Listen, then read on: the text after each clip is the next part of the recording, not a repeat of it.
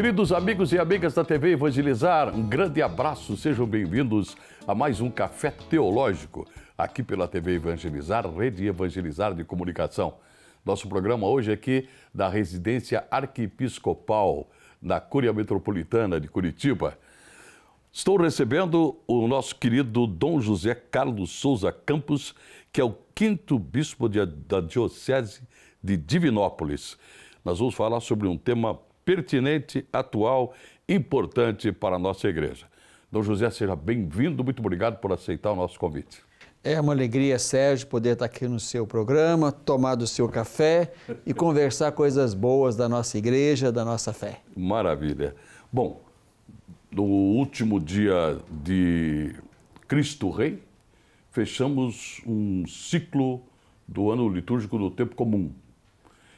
Mas junto com isso tudo começou uma ideia luminosa que surgiu com o Papa Francisco e junto com a CNBB, e vem aí o ano, estamos no ano do laicato.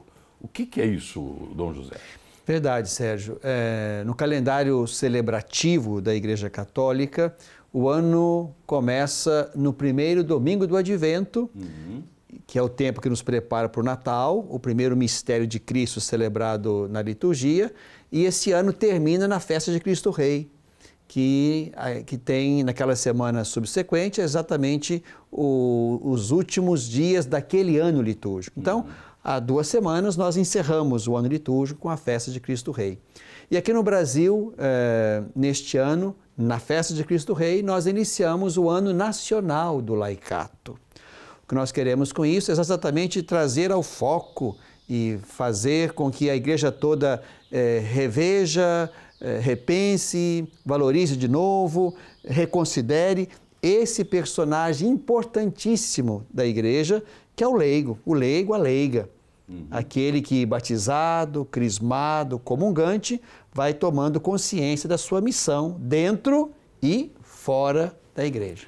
E esse fora é pertinente porque o tema diz cristãos, leigos e leigas sujeitos, quer dizer, sujeitos como atores, né, da igreja em saída a serviço do reino. Exatamente. Digamos que os leigos têm dupla cidadania. Há uma cidadania espiritual, digamos assim, aquela oriunda da fé que levou ao batismo, à crisma, à Eucaristia, à iniciação cristã, digamos assim. Então, há uma pertença à igreja, com tudo aquilo que a igreja também espera deste sujeito, ou deste ator, como você disse. Né? Mas também esse sujeito eclesial, é assim que o documento chama o leigo, sujeito eclesial, ele não só é cidadão, digamos assim, na igreja, mas ele também pertence ao mundo, está no mundo, interage com o mundo, frequenta ambientes do mundo. E lá, esse sujeito eclesial está chamado a dar testemunho da sua fé, a transformar a sua fé num modo de viver que o identifique com Cristo. Este envio que está subentendido nisso que o senhor colocou, me parece muito presente na oração sacerdotal de Jesus, quando ele, intercedendo pelos seus discípulos, eles não são do mundo, mas estão no mundo e, mais do que isso, são enviados ao mundo. Sim, eu não peço que os tires do mundo, mas que os guardes do mal. Os livres do mal. De modo que exatamente essa presença dos discípulos de Jesus no mundo faça diferença. O que nós cremos e ensinamos no nível da fé é que em Jesus se inaugura o reino de Deus. Jesus não só anuncia, mas ele mesmo inaugura o reino de Deus. Isto é, ele é o homem novo que coloca a humanidade no trilho do reino, no trilho de Deus. Portanto, o discípulo é aquele que quer ir com ele, que vai atrás dele, de modo a fazer como ele, ser como ele, agir e reagir como ele. Então, o que se quer é exatamente isto, que esses discípulos que estão no mundo fermentem o mundo, sejam sal do mundo, luz do mundo, fermento do mundo. Que é o lema do projeto. Que é o lema do ano do Laicato. Agora, é interessante como as palavras elas vão surgindo e vão trazendo luz mesmo para quem imagina que já entendeu, né? Porque, veja só, quando o amigo diz, Jesus inaugura o reino, não só vem, né? Mas ele inaugura o reino. Isto justifica claramente quando ele diz o reino de Deus está no meio de vós. Quer dizer, é como se ele dissesse, eu estou aqui. Exatamente. Por isso que o reino está aqui. Exatamente, Sérgio. Quer dizer, o reino está entre vós, algumas traduções dizem dentro de vós. É para dizer, portanto, que a humanidade, na medida em que ela toma para si o jeito de Jesus, a humanidade de Jesus, de modo que eu, ser humano, você, ser humano, nós queremos imitar Jesus na sua humanidade, é aí que o ser humano vai tomando o formato de Deus. Isto é o reino de Deus. O homem, a mulher, o mundo do jeito de Deus. Isso Jesus nos ensinou belamente. Dom José, parece que nós, leigos, temos um certo receio de olhar carinhosamente para os munos que nos são ministrados, que recebemos no batismo. Profeta, sacerdote e rei. É isto? Sim. Quer dizer, esta ideia toda vai tentar trazer esta consciência para este legado espiritual que recebemos no batismo e a responsabilidade que temos e a missão que implica nisso tudo? Sim, eu penso que esse ano do Laicato, Sérgio, tem muito a oferecer e tem muito a nos ajudar. Em primeiro lugar, é preciso romper com esta ideia, digamos, errada, pejorativa, de que leigo é aquele que sabe pouco, não sabe nada, é um personagem secundário, é um ator coadjuvante. Não é isto, não é isto. Não é? Inclusive, o documento não fala de leigos e leigas, fala de cristãos leigos e leigas. Isto é, a palavra inicial já dá um pouco a matiz daquele que está sendo, daquele de quem estamos falando. Não é um leigo qualquer, eu estou falando do cristão, daquele que optou por Jesus e que a partir do batismo, como você lembrou bem, toma para si também essa identidade de Jesus, profeta, sacerdote e rei, e quer, a partir do seu estado de vida, casado, no trabalho, na fábrica, na política, na arte, na universidade, construindo casas, limpando rua, esse leigo, esse cristão leigo, a partir da fé que ele assumiu, revestindo-se de Cristo, esse leigo, esse cristão leigo, vai tentar lá onde ele vive, primeiro, ser pastor, isto é, cuidar de quem está por perto, tomar a vida do outro como também sua. Isso Jesus fez muito bem, né? Ele vai ser pastor.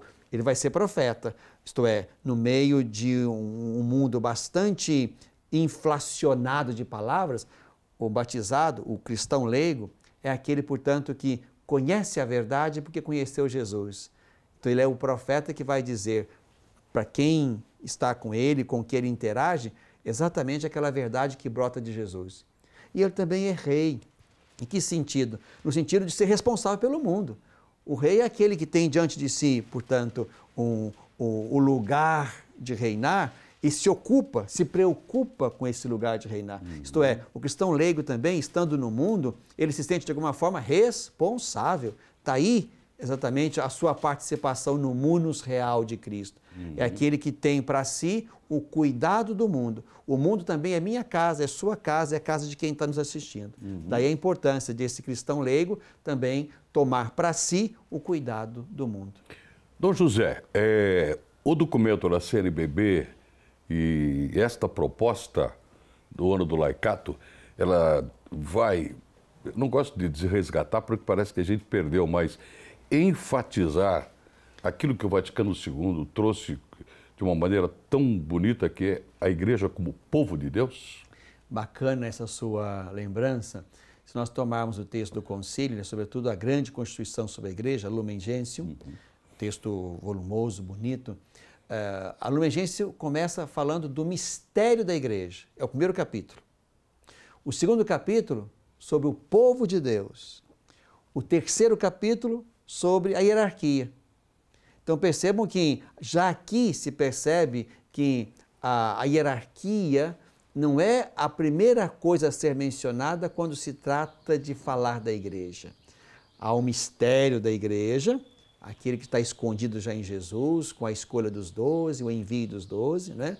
Tá, esse grupo primário, original, né? Que vai anunciar o reino, inaugura, portanto, também ali o povo novo, o povo de Deus, o novo povo de Deus, o novo povo de Israel. Esse é o segundo capítulo. E desse povo de Deus participam tanto os ministros ordenados, é o capítulo 3º da Lumen Gentium, quanto os leigos, o capítulo 4º. Quer dizer, eu, padre, eu, bispo, sou o povo de Deus. Você, leigo, é povo de Deus. Isto é, o meu ministério brotou ali, da minha pertença ao povo de Deus. O seu ministério de leigo brotou dali, da sua pertença ao povo de Deus. Então há uma pertença primária. Nós, eu e você, somos povo de Deus. Somos fiéis cristãos. Eu tomei o meu caminho na vida consagrada, você tomou o seu caminho na vida laical. Perfeito. Mas percebam que o concílio, nesse ponto, soube belamente colocar os níveis certos. Se começa falando do mistério, a igreja é mistério, não é instituição, não é um grupo humano, é um mistério que gera um povo, e a partir desse povo vão surgindo os vários estados de vida, as várias vocações. Perfeitamente. Vamos fazer o nosso primeiro intervalo aqui neste encontro muito prazeroso com Dom José Carlos Souza Campos, o 5º Bispo de Divinópolis. Estamos falando sobre o Ano Nacional do Laicato. Quero convidar você para vir participar desta família, desta organização, desta proposta evangelizadora que é a Rede Evangelizar de Comunicação. Vá lá no seu telefone enquanto a gente vai para o intervalo e diz que lá 3221 6060, tecle 1 e se torne um associado. Venha fazer parte desta família. Enquanto isso, eu e Dom José vamos tomar um café e já voltamos com a segunda parte do Café Teológico de hoje.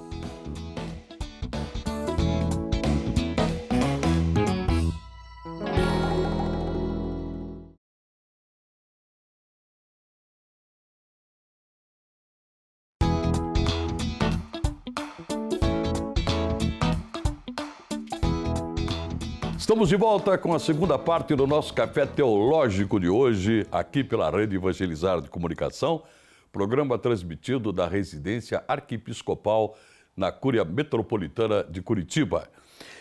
Estou conversando com o nosso convidado, o querido Dom José Carlos Souza Campos, que é o 5º Bispo da Diocese de Divinópolis.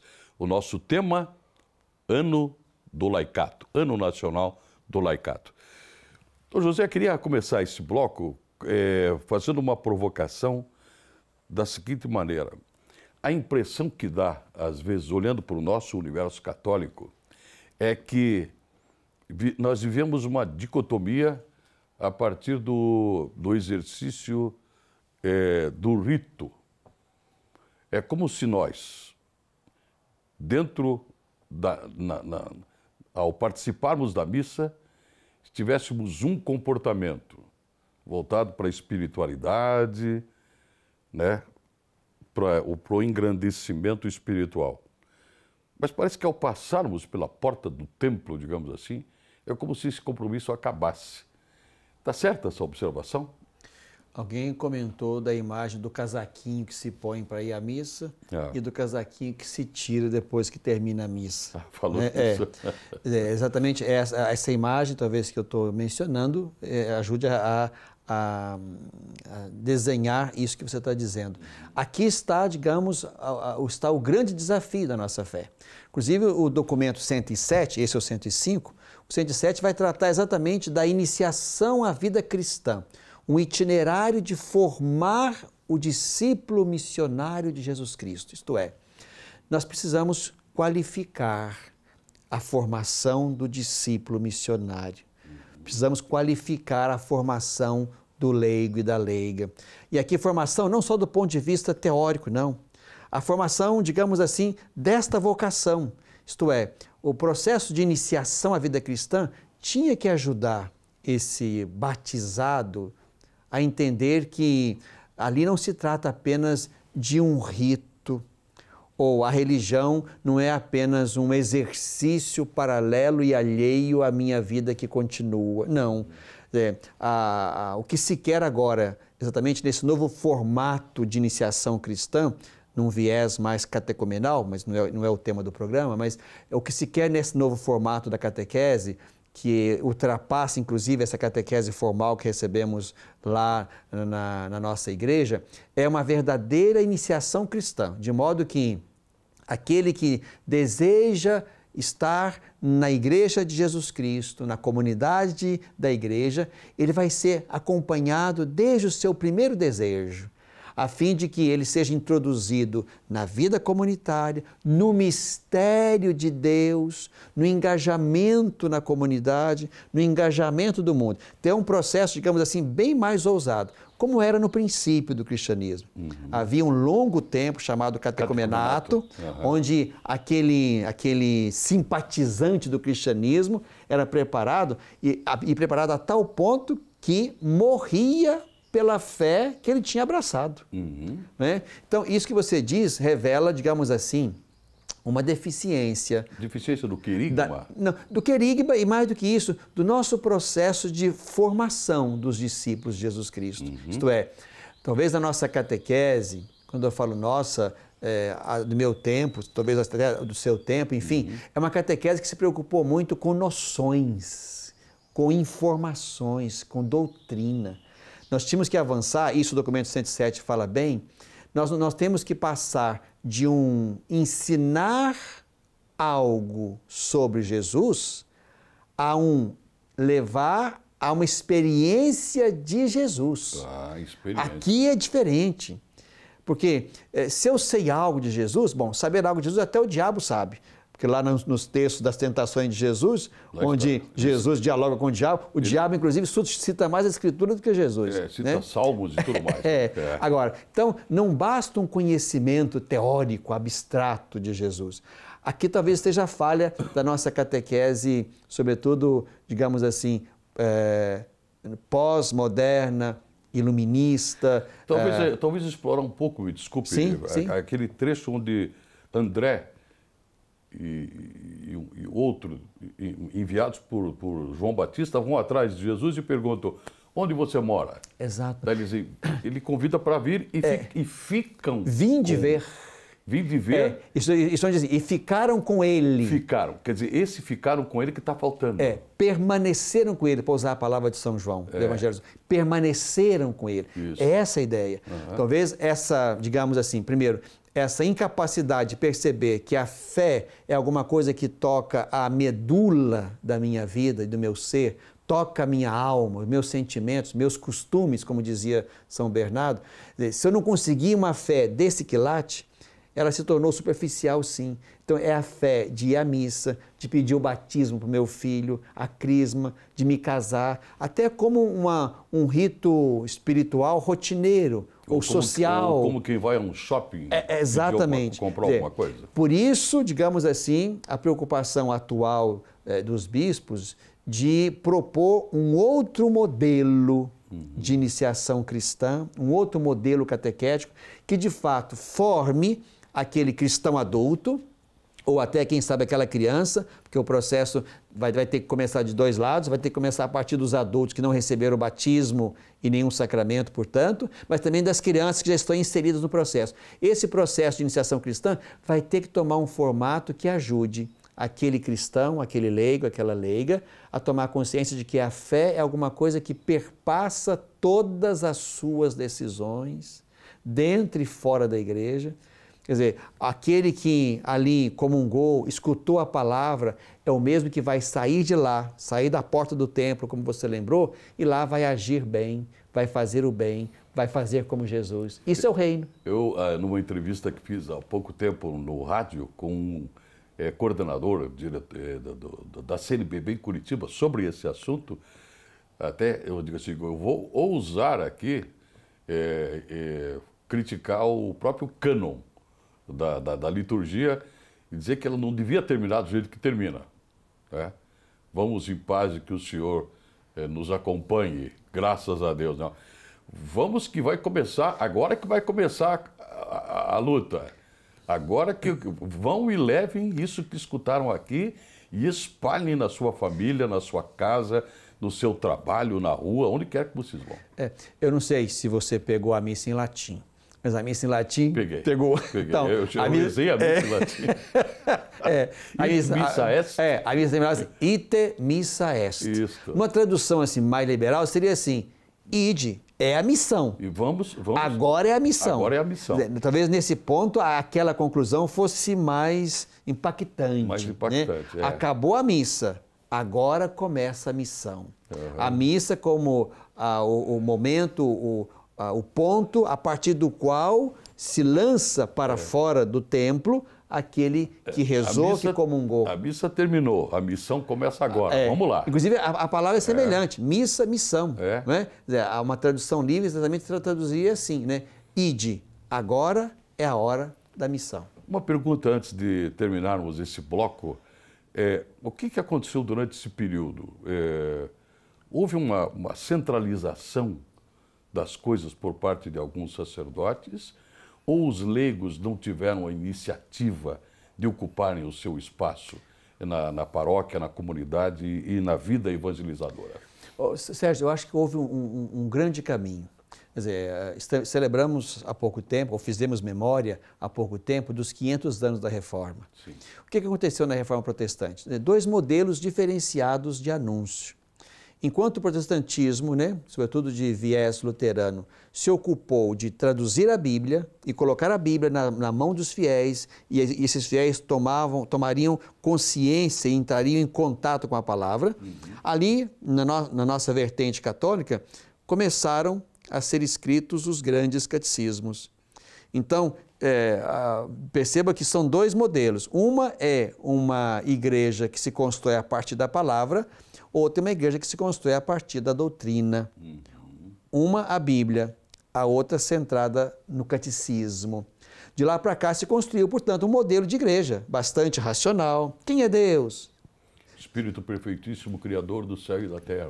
Aprendeu direitinho. Isso. Foi a catequese direitinho. Essa era a catequese. Exato. Percebe, então, uma catequese bem racional. Enquanto o viés protestante se dedicou mais à leitura da palavra, como é até hoje, o caminho católico foi exatamente pela formalização da doutrina. Isso foi gerando, certamente, um tipo de catolicismo. Imagino que aqui, os que tinham acesso ao conhecimento da doutrina, tinham lá o seu lugar na igreja.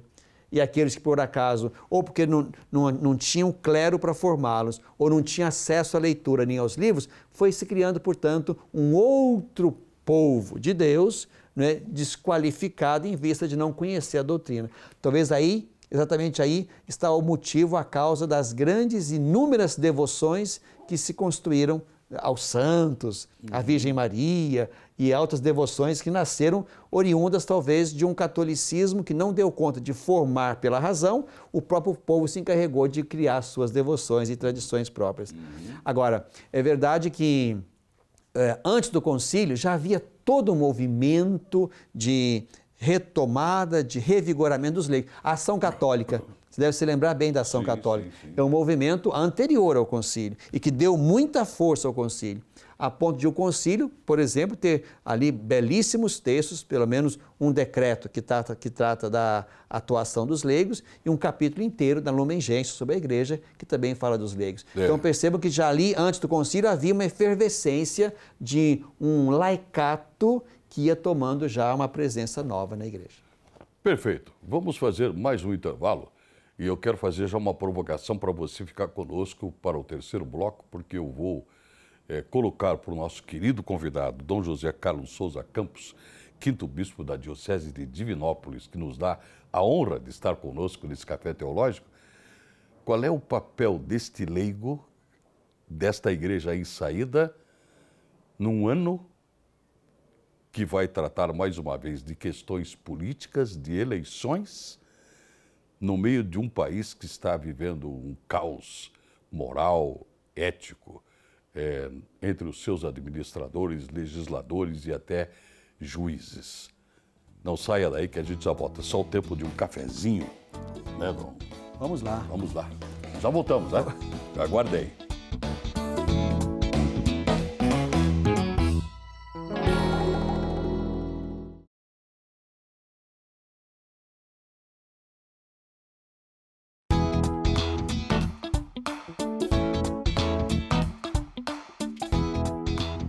E chegamos ao terceiro bloco do nosso Café Teológico de hoje, falando sobre o Ano Nacional do Laicato, com o nosso convidado Dom José Carlos Souza Campos, quinto bispo da Diocese de Divinópolis. Meu querido Dom José, me ocorre de perguntar aqui um pouco sobre a sua diocese, onde ela está localizada, o número de habitantes, como é que é essa realidade de Divinópolis? Te conto com muito gosto. Bom, nós estamos ali bem próximos de Belo Horizonte, né? A Diocese de Divinópolis faz parte daquela província eclesiástica, né? Belo Horizonte, Divinópolis, Sete Lagoas, Luz e Oliveira. Somos 5 dioceses. Então, a sede de Divinópolis está a 120 quilômetros de Belo Horizonte. Né? Faz parte da região metropolitana? Algumas cidades da diocese, algumas cidades fazem parte da região metropolitana. Né? Da Grande Belo Horizonte. Da grande Belo Horizonte. Nós somos hoje 25 municípios, 54 paróquias, em torno de 750 mil pessoas. Né? Estamos ali no Centro-Oeste Mineiro. É ali que está a Diocese de Divinópolis, que está entrando agora, no próximo ano, no seu ano jubilar. Ela foi criada em 11 de julho de 58 e instalada no ano seguinte, 17 de maio de 59. Então, estamos entrando no próximo ano, neste ano jubilar, onde haveremos de celebrar também o nosso caminho, inclusive com uma marcante presença de leigos e leigas desde o pós-concílio, porque o nosso primeiro bispo participou das sessões todas do concílio e voltou para Divinópolis entusiasmado e estimulando os leigos, os muitos carismas e ministérios leigos, da Eucaristia, do batismo, as testemunhas qualificadas do matrimônio. Então nós temos ali um batalhão de homens e mulheres dessa primeira hora pós-conciliar formados por Dom Cristiano. Os movimentos pós-conciliares estão firmes aí, né? Sim. Os encontros de casais, os encontros de jovens, sim, o TLC, sim, o Emaús, o mais importante, Sérgio, é a gente conseguir trazer também esses movimentos para um mesmo dinamismo. Porque o que nós não podemos permitir, e não é também um caminho, digamos assim, tão frutuoso, é que cada um faça o seu próprio caminho. Isto é, daí a importância dos planos diocesanos de pastoral, onde também os movimentos são incluídos, de modo que aquilo que se decide para uma diocese inteira também entre no dinamismo daquele movimento A, B ou C. O Concílio Vaticano II fala da igreja que caminha organicamente. Exato. Podemos chamar isso de uma pastoral de conjunto, uma pastoral orgânica. Quer dizer, qualquer grupo tem cidadania dentro da igreja. Agora, é preciso que esse grupo tenha por tarefa primordial criar comunhão. Certo. Estamos diante de um ano eleitoral. Nós teremos que dar um jeito, a partir da nossa ação, no país que está caótico do ponto de vista da moral, da conduta dos seus gestores. Qual é o papel desta mulher, deste homem leigo, dentro desta proposta, como agentes transformadores da nação que pede socorro em todos os lugares e todos os cantos? Ótimo, Sérgio. É importante a gente não perder de vista que o leigo não é aquele que tem apenas um trabalho, um carisma, um ministério dentro da igreja, como já falamos. A cidadania, né? Mas é aquele que tem cidadania também no mundo. Portanto, é alguém que vai vestir a sua veste, a sua fé, as suas convicções e vai levar isso para o mundo. Né? O documento 105, do qual estamos falando, vai mencionar isso várias vezes. Há poucos dias o Papa Francisco mencionou isso numa mensagem para os leigos do Brasil. A importância de uma presença efetiva deles também na política, como na arte, na educação e nas várias instâncias. Mas aqui, de fato, estamos, como você lembrou bem, num momento crítico da nossa história política brasileira. E posso dizer para você, sem medo de errar, que faltam personagens de credibilidade, de confiança. Falta gente que seja capaz de dar à política essa capacidade, como diz a doutrina social da Igreja, de ela ser a forma da grande caridade, ou o lugar da grande medicina, como dizia outros, isto é, o lugar e a ocasião de fazer o bem maior, porque isso é a política, a capacidade da grande caridade, né? A capacidade do bem maior. Agora, faltam sim, Sérgio. Do bem comum, né? Do bem comum. Faltam esses personagens. O que nós temos hoje, né, talvez para além de partidos políticos, são grupos de interesse. Grupos de interesse que defendem a classe A, B ou C, o segmento A, B ou C, né? Mais do que partidos, nós temos corporativismos. É isso que a gente percebe com muita clareza nas várias instâncias, não só no nível, digamos assim, nacional. Os partidos estão partidos. Exatamente. Partidos e defendendo os seus interesses próprios, né? Agora, o que pensar que estes homens, seja lá a religião que eles professem, vão aos seus cultos e às missas no final de semana com esse tipo de procedimento? Aí voltamos à questão da formação do discípulo. Quer dizer, houve falhas aí.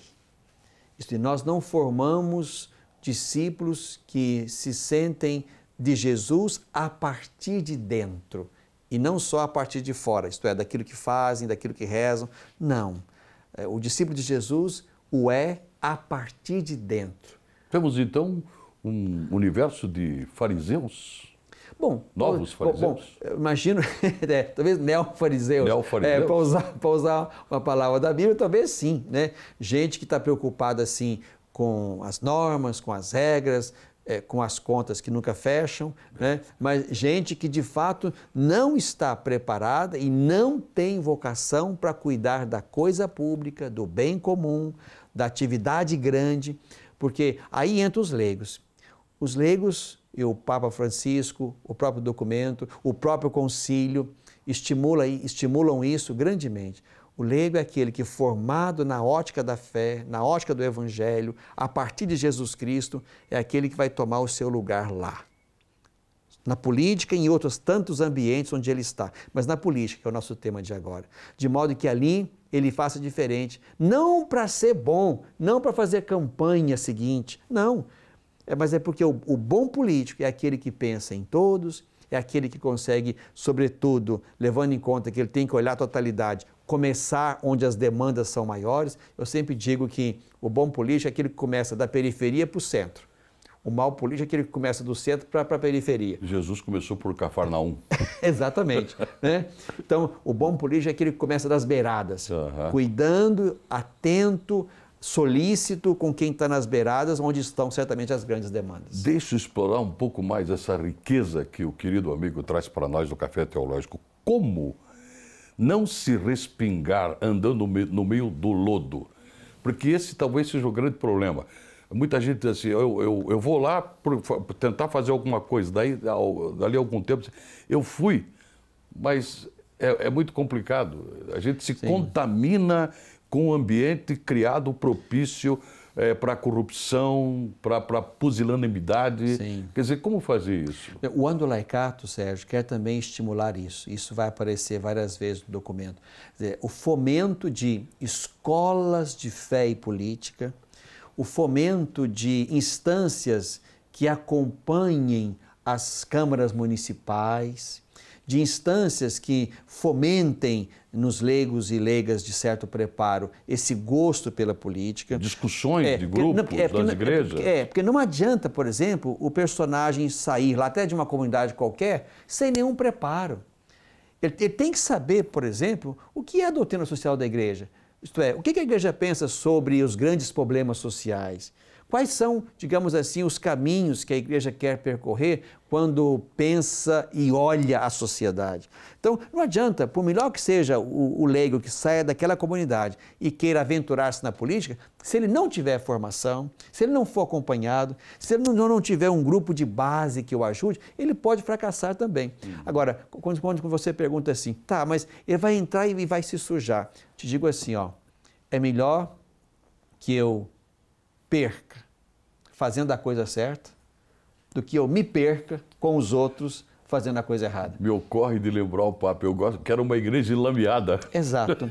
Então, assim... Prefiro uma igreja enlameada. É melhor que eu seja o político que não consigo aprovação, não consigo adesões, porque o meu projeto ele é honesto, ele é limpo, ele não esbarra em nenhum interesse de classe, no sentido de eu vou precisar vender ou comprar o voto de um colega para aprovar o meu projeto. Não, é melhor que eu perca sendo bom do que eu tenha que me perder, vender o meu projeto, comprar amigos na política para o meu projeto ser aprovado. Aqui se trata de uma identidade. Certo, quer dizer, não vou política. fazer linha com esse pessoal. Vou tentar fazer o que eu posso, mas não vou me vender. Queria que o senhor falasse, meu querido Dom José, para o nosso telespectador, qual é que deve ser a nossa atitude a partir de agora do cidadão brasileiro com relação a esse desafio político? Sérgio, eu sempre digo e digo para quem está nos assistindo, os políticos que nós temos hoje, seja lá na Câmara Municipal, na Assembleia Legislativa do Estado, lá na Câmara Federal, nenhum deles entrou pela porta dos fundos. Eu votei neles, você votou neles. Então aqui eu acho uma consciência de laicato precisa começar também por esse viés.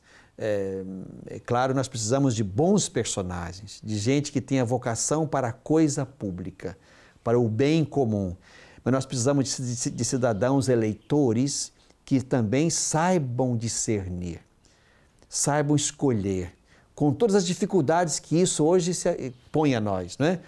Com todas as dificuldades, mas era preciso criar nas instâncias paroquiais, inclusive, por que não, momentos de reflexão, de pensamento, de partilha, numa época importante como será aquela do próximo ano, em quem nós podemos, em quem devemos votar, de modo que se criem, digamos, discussões acerca de novos personagens. Se tivermos que apoiar personagens mais veteranos, que sejam aqueles que fizeram uma trajetória bonita. Então, nós temos que fazer as duas coisas. Temos que fomentar bons personagens para a política, mas nós também temos que ajudar a nossa grande maioria, que não são candidatos à política, mas são eleitores, a fazerem isso com consciência. A avançar na direção de uma postura política, ética, onde eu não voto em quem já fez história feia, onde eu consiga apostar em novos personagens ou enxergar com profundidade para saber onde estão de fato os políticos bons. Perfeito. No Café Teológico de hoje tive o prazer de conversar com Dom José Carlos Souza Campos, quinto bispo da Diocese de Divinópolis. Ele nos trouxe um esclarecimento muito rico sobre o ano do laicato, que está apenas começando e que compromete todos nós. Meu querido amigo, muito obrigado pela honra que me deu. A sua bênção. Deus abençoe, Sérgio. Foi uma alegria estar com você, estar com seus amigos lá do outro lado, né? Diga uma coisa, só faltou uma coisa aqui. Um queijo, Sérgio. Daí ficava mineiro o negócio. Muito obrigado para você que nos acompanhou também e esteja conosco no próximo Café Teológico. Venha tomar um café com a gente.